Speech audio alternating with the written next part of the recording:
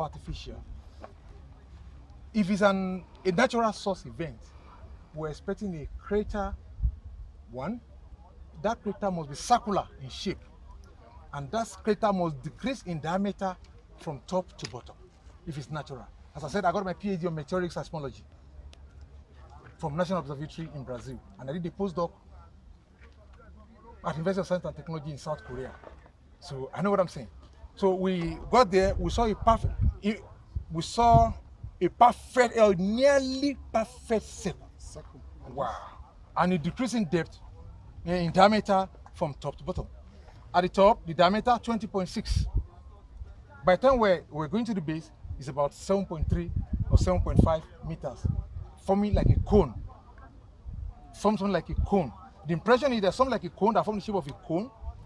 That second deduction, that we're able to see some ejector, what I call ejector, that what impacted came from this direction at an angle of 43 degrees, and it moved in and pushed the ejector towards the west or southwestern side of this.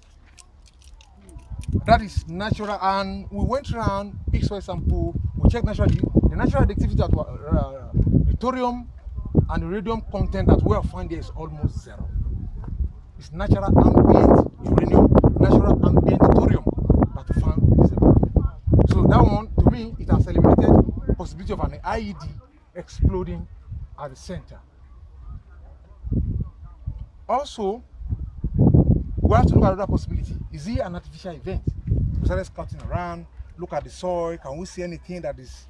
The only thing that we saw some shrapnel. Faladejo, can you give me those meters? The one back, those meters, Mr. Kola, the black ones.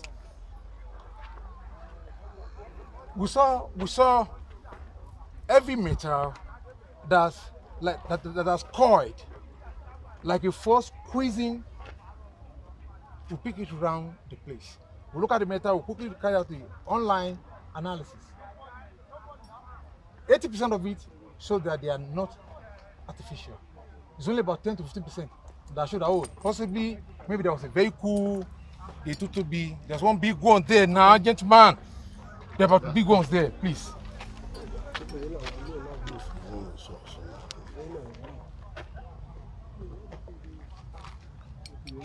Like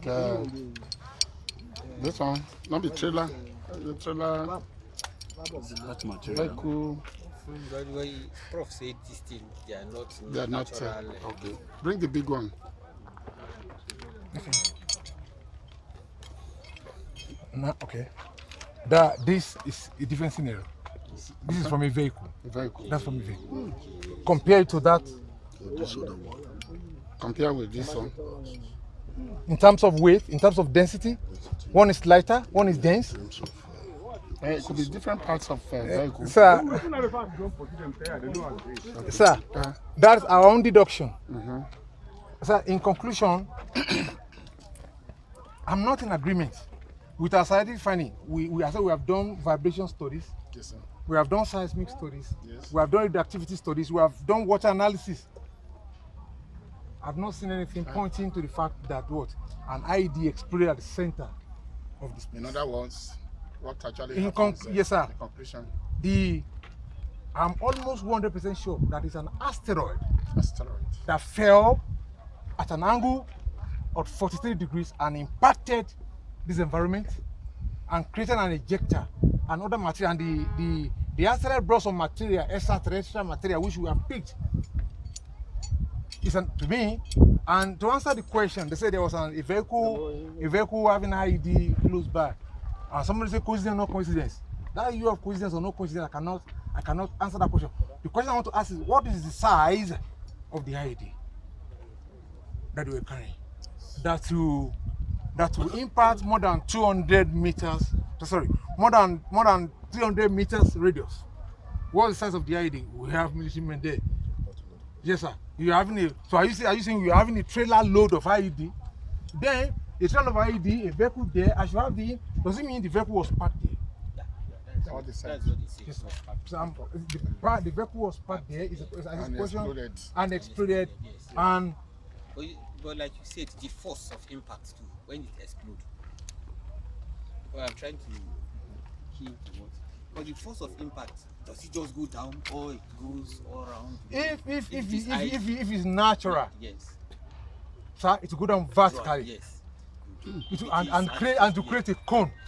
If it's artificial, it will never create a cone shape structure. Prof,